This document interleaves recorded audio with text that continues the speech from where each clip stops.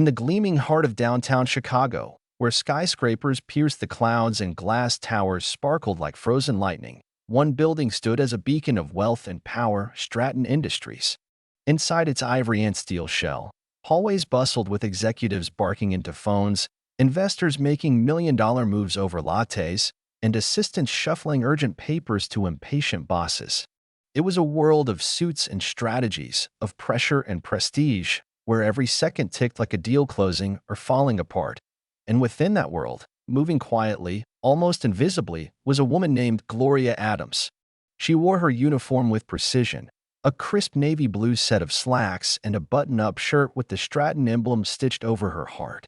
Her long braids were neatly tied back, and she carried her supplies with the practiced ease of someone who had memorized every square inch of this building. Gloria was in her mid-40s, a woman of grace and quiet discipline. She wiped down glass doors no one thanked her for touching. She vacuumed floors after high-level meetings no one invited her to. She refilled coffee machines for men who didn't know her name. Most of the staff didn't really see her.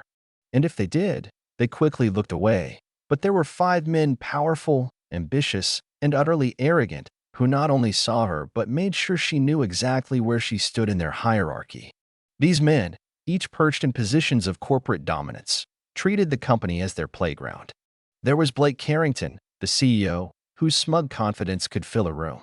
There was Sean Latham, VP of Operations, whose voice dripped with condescension. Then came Derek Morgan, the brash up-and-comer who loved the sound of his own laughter, followed by Marcus Voss from HR, the silent enabler, and finally, Warren Shaw, the IT director who believed keyboards made him invincible. After hours, these men often congregated in the massive executive boardroom, sipping single malt scotch and exchanging boasts disguised as conversations. Their laughter echoed down the halls, their jokes often crude, tasteless, and sometimes directed at Gloria. She probably thinks merger means cleaning 2 rooms at once, Derek once chuckled, swirling a glass of whiskey. Can you imagine her in a quarterly review? Sean smirked. She wouldn't know which end of the pie chart to hold. Marcus laughed the hardest, despite his job being the one most responsible for overseeing ethics in the workplace. And Blake, well, Blake rarely missed an opportunity to remind everyone that Gloria, to him, was just part of the decor. She blends in better than the furniture, he once quipped, not knowing Gloria was wiping down the door just a few feet away. They never lowered their voices.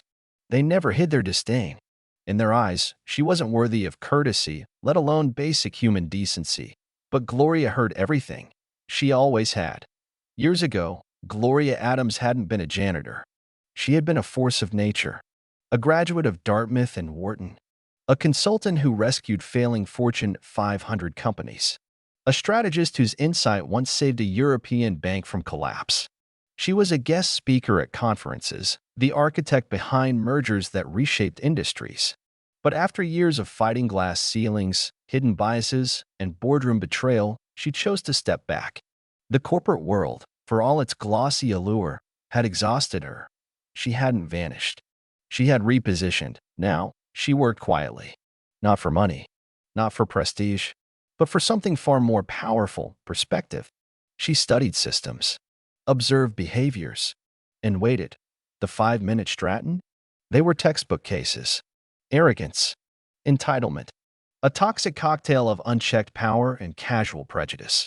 They amused themselves by mocking the person cleaning up after them, never once imagining that the woman pushing the mop had once chaired meetings far more high-stakes than any they'd ever attended.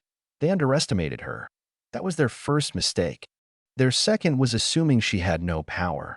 But power, Gloria knew, didn't always wear a suit. It was a quiet Friday morning when everything changed. The boardroom was humming with energy as the 5 men finalized documents for a major acquisition. Stratton was set to absorb a smaller but rapidly growing tech firm, an aggressive move that could double their market valuation. They didn't see Gloria slip in. As usual, she entered with a quiet cart and a practiced silence. But today, there was a glint in her eye. She paused just inside the threshold, wiped a fingerprint off the door, then turned to face them fully. Blake noticed her first. He didn't bother to hide his annoyance. "Gloria, this isn't the break room. We're in the middle of something." "I know," she replied calmly. And I have something you need to hear. Sean scoffed. Can it wait? No, she said, stepping into the light of the chandelier. Because I'm calling a vote. That sentence silenced the room. Blake blinked. A vote? For what? Gloria's voice remained steady. To remove all 5 of you from your executive positions. Derek let out a sharp laugh. Is this a skit? It's not, Gloria replied. I'm the majority shareholder in Stratton Industries. And just like that, the air collapsed. No one spoke. For several seconds, the only sound was the soft buzz of the overhead lights. You're what? Warren finally muttered. I own 52% of this company, Gloria said, pulling a slim leather folio from the bottom of her cart. I began acquiring shares 6 years ago, after Stratton laid off nearly 600 minority workers under the guise of restructuring. I saw the writing on the wall. I moved quietly, through Shell Core and silent partners. And now, I am Stratton's controlling voice. Blake stood, his face pale. This is some kind of stunt. You're lying. Gloria stepped forward and placed a document on the table, an official record of share distribution, notarized and sealed. Check it yourself, she said. Marcus's hands trembled as he picked it up. His eyes scanned the lines, then widened.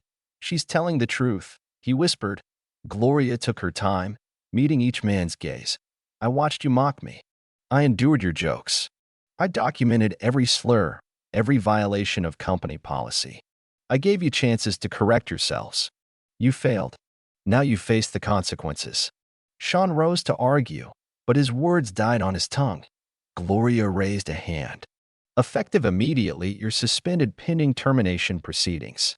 Your conduct violates Stratton's updated code of ethics, which, as of this morning, has been rewritten and signed by me. Security arrived 15 minutes later. The 5 men were escorted out through the service elevator. No grand exits, no farewell parties. Just silence and stunned disbelief. Their names were scrubbed from the executive board page by lunch. The business world reacted with fury and fascination. Headlines exploded. Janitor ousts Stratton execs in Boardroom coup. Gloria Adams, the silent power behind a corporate reckoning. Her face appeared on magazine covers. Business schools invited her to speak.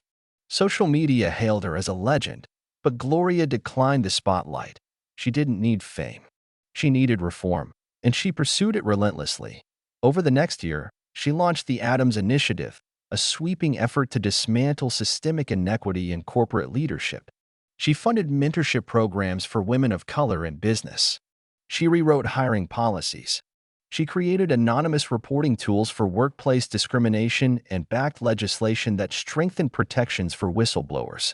Stratton Industries transformed. It went from a symbol of elitism to a beacon of accountability. Gloria never returned to the boardroom as a regular executive. She retained ownership but appointed a diverse, ethical leadership team to run the day-to-day. Her role was strategic, advisory, and quietly revolutionary. As for Blake, Sean, Derek, Marcus, and Warren, the corporate world shut its doors on them. No firm wanted to associate with men whose downfall was televised by every major news outlet. They tried to rebrand, to launch startups, to pivot into consulting. But the stain remained. They had become cautionary tales. Meanwhile, Gloria Adams, once ignored, dismissed, ridiculed, became a symbol of patient power, of long games and deeper truths. She had proven that real authority doesn't shout. It doesn't need to it watches. It remembers. And when the moment comes, it acts with precision, purpose, and finality. And the world, quite simply, never saw it coming.